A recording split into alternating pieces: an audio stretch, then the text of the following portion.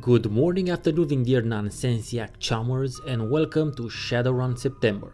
I'll be dedicating this entire month to playing and reviewing the Harebrained Schemes Shadowrun loose trilogy of games, as well as maybe some other cyberpunk stuff. I decided to do this because a recent poll from Larian Studios, the people behind the Divinity series, brought to light some interesting facts in terms of RPG gamers and their various preferences relating to the genre. The survey itself is well done and quite informative, so I suggest everyone interested in the subject track it down. But there was one question in particular, the results of which were brought to my attention by my friends from Gaming HD, namely this one. Which of these traditional RPGs have you played and how do you feel about them? To both my and their shock, we noticed that a worrying number of respondents have never played the first two Fallout games, and that an even greater number haven't played Wasteland 2, Shadowrun Hong Kong, nor South Park The Stick of Truth. And while the reason behind this lack of computer RPG gaming culture may vary, I'm not going to discuss those. Instead, I'll do what I do best and talk about games. In this case, I'll talk about the games that a lot of RPG players have obviously not played yet, and I believe they should. My friends over at Gaming HD will be doing the same, while they will be talking this September about the Fallout series, and I suggest you head on over to their channel to check those out after watching my videos. I will be dedicating the month to what I call Shadowrun September, during which I'll be taking you all through the 3 Shadowrun themed games for Harebrained Schemes, starting today with Shadowrun Returns. This is the first in a series of recent-ish video games based on one of the most popular tabletop RPGs since Dungeons & Dragons that isn't actually related to D&D by neither theme nor system. The game is called Shadowrun, a turn-based tabletop RPG set in a cyberpunk dystopian near future in which magic suddenly appears and brings with it a whole other realm of problems and possibilities. This means that Shadowrun Returns is a turn-based tactical computer RPG, which also counts itself amongst the more successful video game Kickstarter projects to date. It was developed by Harebrained Schemes in 2013, an indie game development company founded by none other than the creator of the original tabletop game, which can only make hardcore RPG players such as myself happy, because we could be sure that the video game version would stay as true to the spirit of the pen and paper original as possible.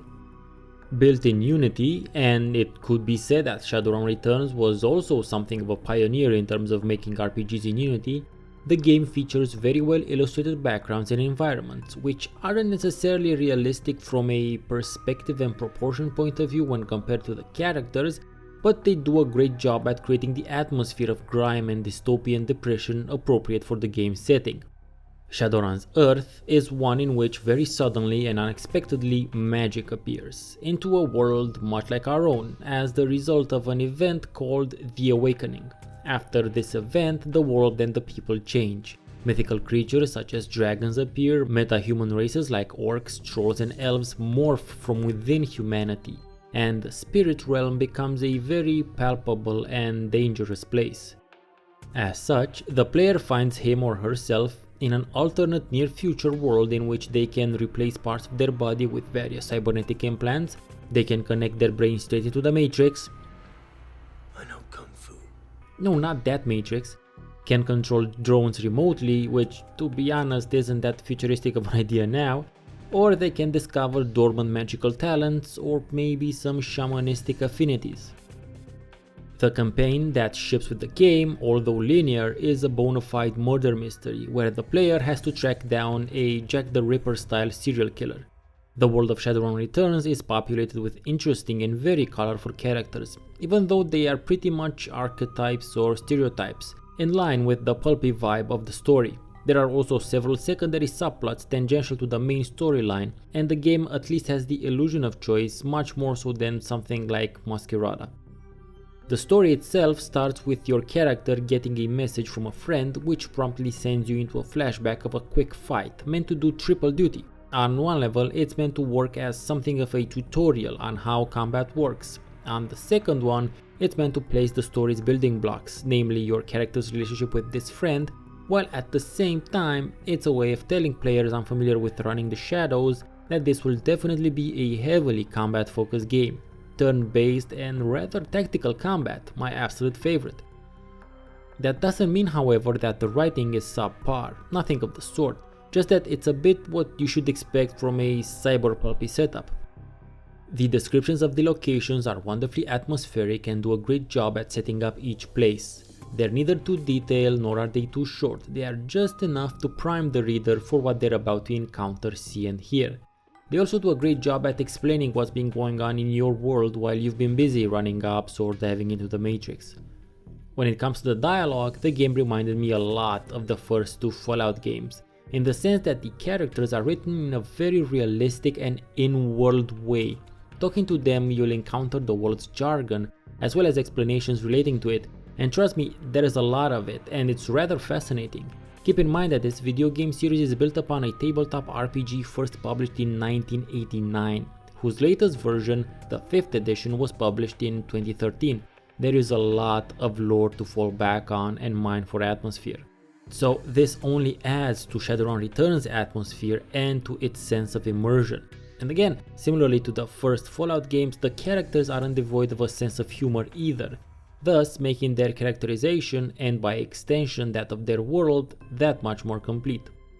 Although it's absolutely fascinating to be capable of combining magic and guns, or use drones for that matter, the pure turn-based combat system offers an advantage to those characters using ranged abilities, and especially guns.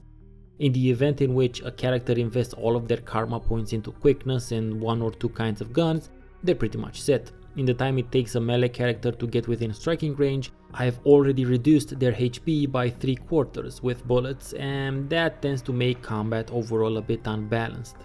Oh, by the way, karma points are basically your generic stat points, which you can invest into any of the available stats and relevant skills. But apropos of bullets though, something of an oversight that struck me at a certain point during my playthrough. I noticed that the ammo for your various guns doesn't exist as a separate resource, also that it's infinite and ethereal. You know how in many or most RPGs that feature guns, ensuring that you have enough ammo is a thing that varies in importance from they're easily available at any shop to holy shit they're rarer than hen's teeth and it's better to learn how to make your own? Well, not the case in Shadowrun Returns. Here you have all the ammo in the world, it doesn't occupy any inventory space, and you're somehow reloading your weapons with appropriate ammo for each. And I'm not talking about someone having a bag of holding or something, it's just an oversight in terms of design.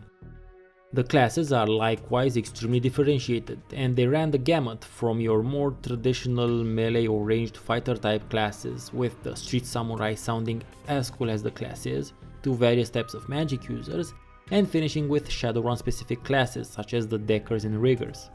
But the game doesn't make you use any one class in particular, it gives you the freedom to create a character from scratch, being able to invest karma points into any skill or ability, thus spawning a completely unique character. I do suggest though that for your first playthrough, if you're not familiar with Shadowrun's game system, that you choose an already existing class and learn the mechanics that way. After that, you'll be capable to more knowingly create a super quick and strong katana wielder, or you can combine technology with magic. Although cybernetic implants and spells don't mix very well on the same character, the game offers you the opportunity to do it if you're crazy enough. Thanks to this quite large amount of freedom in terms of character creation, the game's replayability scores rather high in my book, higher than it should because of the linearity of the scenario. However, despite the scenario, since you'll get different experiences whilst playing the game with different characters, not to mention that you can always make different choices throughout the game that can influence further events to some degree, every playthrough experience should be quite customized and feel relatively unique. You also get a much better sense of alternate pathways because you will sometimes see the dialogue options that aren't available to you with your current character, but you also get to see which type of background or level of relevant skill you would need in order to access it with a future character if you wish. The soundtrack does a great job at creating the cyberpunk dystopian atmosphere I mentioned earlier, although it is a bit repetitive when returning to home base. I understand the reason behind it, and it might not be as noticeable for some, though on its own the soundtrack makes for a solid listening experience. But I can't be all positive about the game because after all, I would have liked for the campaign to be a bit more fleshed out and for you to be able to interact with more of the world. Some more aesthetic options wouldn't have been bad either. However, I do consider Shadowrun Returns to be more of a proof of concept, a very elaborate demo if you will, for what would be in store for the future in the Dragonfall and Hong Kong sidequels. Despite the aforementioned issues I have with the game, I would still like to wholeheartedly suggest Shadowrun Returns to any hardcore RPG player out there who hasn't tried it yet or hasn't heard of it. Trust me, you won't regret it, especially if they love turn-based tactical combat. Nowadays, the entire series is oftentimes available as a bundle at a massive discount. I think I got mine at around 80% off. So even if Shadowrun Returns doesn't sound fleshed out enough for a standalone purchase, and I can definitely see that perspective, stay a while and listen to my Shadowrun Dragonfall and Shadowrun Hong Kong upcoming reviews. Oh yeah, and in case the game makes you more interested in a pen and paper original like it did with me, then that's just gravy. So now that we're done here, make sure to head on over to Gaming HD and check out their series of Fallout videos. I'll link their videos into the video game description, and you make sure you tell them I sent you. I'll see you next time, chummers, with Shadowrun Dragonfall.